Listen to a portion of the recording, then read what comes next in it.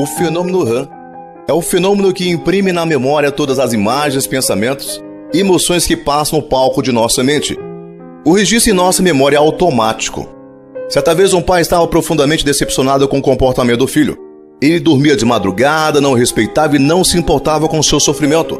O pai brigava, dava broncas, criticava, mas o filho não reagia. Eram dois inimigos vivendo na mesma casa. A família era um inferno. Chorando, sem voz para falar e achando que seu filho era um caso sem esperança, resolveu mudar completamente de atitude. Libertou sua criatividade.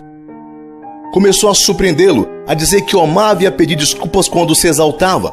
Ao longo dos meses, o fenômeno RAM foi registrando a imagem desse pai de maneira espetacular.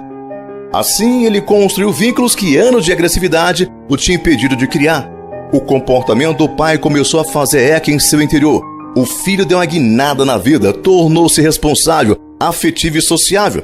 Se os pais não surpreenderem seus filhos, não os valorizarem, não conhecerem seus sonhos, não os encorajarem nas suas falhas, não disserem que acreditam neles apesar dos seus erros, certamente não desenharão a imagem excelente nos solos da memória deles. O fenômeno RAM não produzirá um quadro de pintura inconsciente que alicerçará uma rica relação entre pais e filhos. Eles crescerão órfãos de pais vivos. Não serão modelos capazes de influenciá-los solidamente. Um professor que não surpreende seus alunos, que não lhes conta história, que não lhes toca o sentimento, poderá ter exímio conhecimento e brilhante eloquência, mas não brilhará no solo da personalidade deles. Poderá ser transmissor de informações, mas não será um mestre da vida. O executivo que não surpreende seus funcionários, que não os enaltece, que não os motiva, que não os envolve nem explora o potencial deles, não será um grande líder. Poderá saber lidar com números, mas não com pessoas. Poderá cobrar resultados, mas não colherá criatividade. Quem desde a sua infância não liberta a sua criatividade e faz coisas fora da agenda, cria mecanismos viciados de transformação da energia psíquica. Pode desenvolver ideias fixas e às vezes comportamentos repetitivos. Em outras palavras, adquire o TOC, transtorno obsessivo compulsivo. O TOC é chamado popularmente de mania. Alguns têm manias de arrumação, nada pode estar fora do lugar. Outros têm mania de horário, de limpeza, de lavar as mãos, de tomar vários banhos diários. Há outras obsessões: verificar se há um ladrão debaixo da cama, apertar a pasta de dente só do final para o começo. Há pessoas inteligentes, mas que sofrem de obsessão por doenças. Estão ótimas de saúde, mas vivem perturbando-se com doenças que eles criaram na sua imaginação. O TOC é a doença que tem de ser tratada, pois provoca intensa ansiedade. Quando abordar outras leis da qualidade de vida, como gerenciar os pensamentos e emoções, essas pessoas poderão ser substancialmente ajudadas a resgatar a liderança do eu e a se tornar autoras da sua história. Cuidado! O sistema social pode nos entorpecer tanto quanto as drogas químicas. Pode controlar nossa maneira de ser, reagir e de ver a vida. Não seja uma pessoa excessivamente previsível. Surpreenda-se e aos outros. Supere a sua rotina.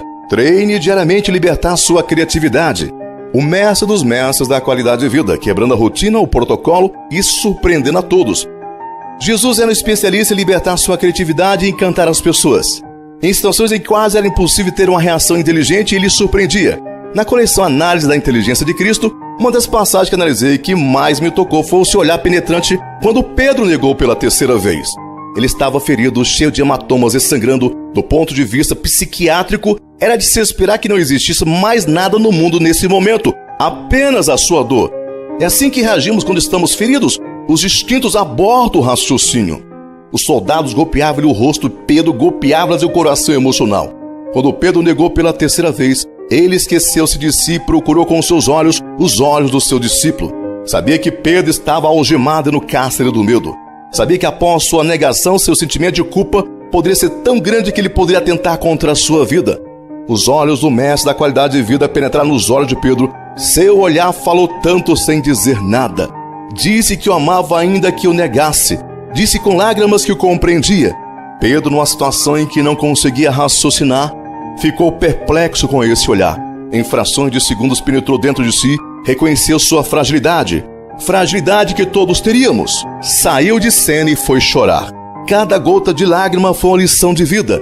Nunca aprendeu tanto sem ouvir nada. Aprendeu porque Jesus o surpreendeu.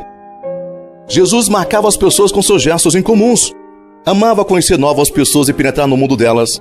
Ele deixava atônitos seus íntimos ao rever uma coragem de inteligência imbatível e ao mesmo tempo ser capaz de falar de amor e de chorar sem medo.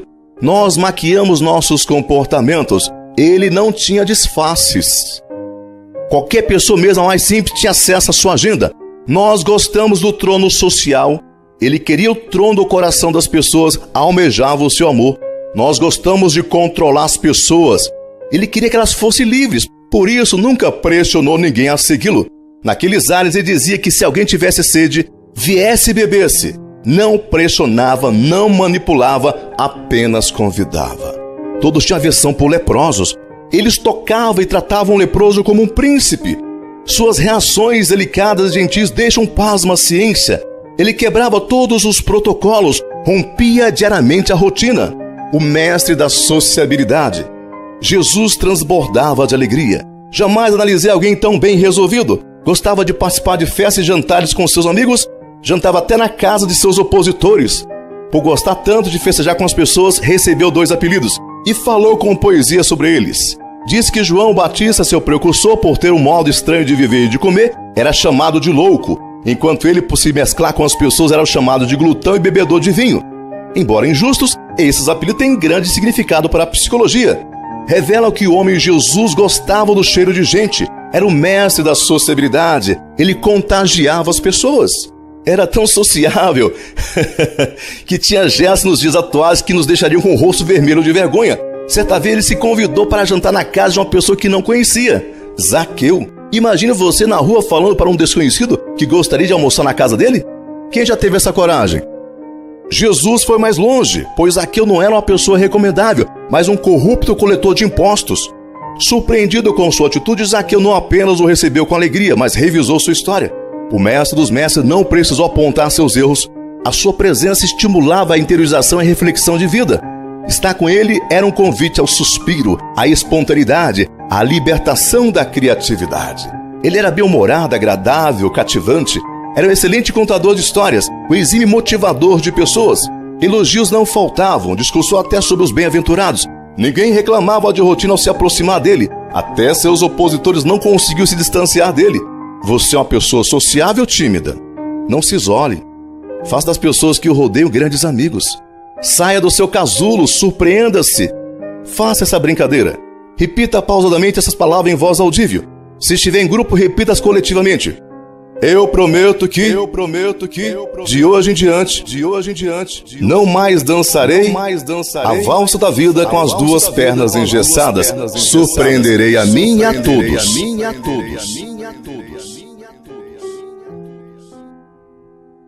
Extraído aqui do livro de Augusto Cury, 12 semanas para mudar uma vida, muito mais que um livro, um fascinante programa para desenvolver a inteligência, enriquecer a emoção e promover a saúde psíquica, da editora Academia de Inteligência.